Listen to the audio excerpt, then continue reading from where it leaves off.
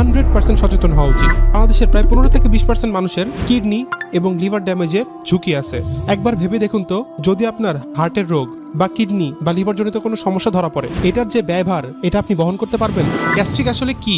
Gastric কেন হয়? বেশিরভাগ মানুষ আমরা জানিই না। গ্যাস্ট্রিক আসলে কি? গ্যাস্ট্রিক হচ্ছে পাকস্থলীতে অ্যাসিডের পরিমাণ বেড়ে যাওয়া। যখন আমরা অতিরিক্ত ঝালযুক্ত খাবার খাই, মশলাযুক্ত খাবার খাই, যখন আমরা অতিরিক্ত ভাজা পোড়া খাই, সেই ক্ষেত্রে আমাদের অ্যাসিডিটি হয়। কারণ এইসব খাবার হজম করতে অতিরিক্ত অ্যাসিডের দরকার হয়। ফলে অনেক হাইড্রোজেন ক্ষরিত হয়ে ক্লোরিনের সঙ্গে মিশে হাইড্রোক্লোরিক অ্যাসিড তৈরি করে। এই অ্যাসিডের পরিমাণ বেশি হলে আমাদের পাকস্থলীর চামড়া ভেদ করে ধীরে ধীরে ঘা বা ক্ষত তৈরি হয়। ফলে বুক জ্বালাপোড়া করে, পেটের মাঝখানে চিনচিনে ব্যথা করে, খিদে কম লাগে, মেজাজ খিটখিটে হয়, হজমে অসুবিধা হয়, এমনকি আক্রান্ত ব্যক্তির বারবার বমিও হতে পারে।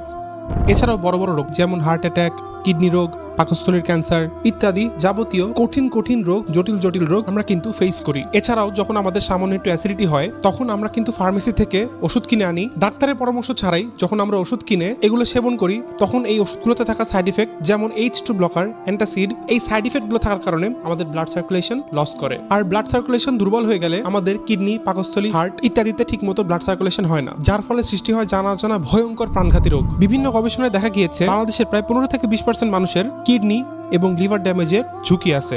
একবার ভেবে দেখুন তো, যদি আপনার হার্টের রোগ বা কিডনি বা লিভার জনিত কোনো সমস্যা ধরা পড়ে, এটার যে ব্যয়ভার এটা আপনি বহন করতে পারবেন? অনেক পরিবার চিকিৎসা করতে না পেরে সর্বশান্ত হয়ে যাচ্ছে।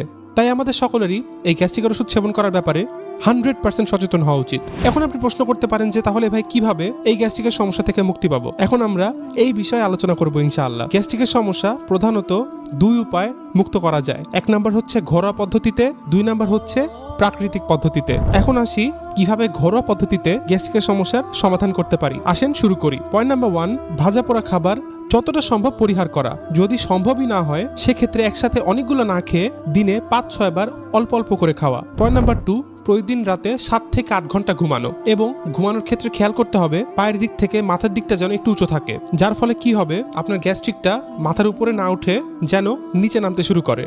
পয়েন্ট নাম্বার 3, প্রতিদিন কমপক্ষে 2 থেকে 3 লিটার পানি পান করা। পয়েন্ট নাম্বার 4, প্রতিদিন একটু হলেও ব্যায়াম করা। পয়েন্ট নাম্বার 5, হুইচ ইজ প্রতিদিনের খাদ্য তালিকায় ফাইবারযুক্ত খাবার রাখা, যেমন কলা, গাজর, বাঁধাকপি, পালং শাক, মুগ ডাল, আখরোট, চিয়া সিড ইত্যাদি। এই ফাইবারযুক্ত খাবারগুলো আমাদের হজম শক্তিতে বেশ ভালো ভূমিকা পালন করে। এখন আমরা আলোচনা করব কিভাবে আমরা প্রাকৃতিক উপায়ে গ্যাস্ট্রিকের সমস্যার সমাধান করব ইনশাআল্লাহ। তো প্রথমে আছে আমলকি। আমলকিতে রয়েছে উচ্চ মাত্রার ভিটামিন সি, যা পাকস্থলীর অ্যাসিড নিয়ন্ত্রণে সাহায্য করে, পাশাপাশি আলসারের ক্ষতি নিরাময়ও খুবই কার্যকরী। Point number 2, হরিতকি।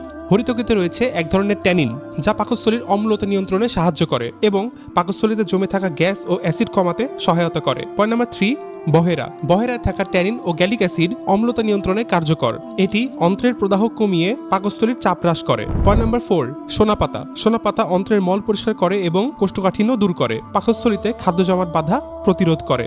Point number 5, বেলশুট। এতে থাকা পেকটিন বদহজম ও ডায়রিয়া প্রতিরোধ করে, পাকস্থলীর মিউকাস স্তর রক্ষা করে এবং অ্যাসিডিটি নিয়ন্ত্রণে সহায়তা করে। পয়েন্ট নাম্বার 6, হুইচ ইজ আদা।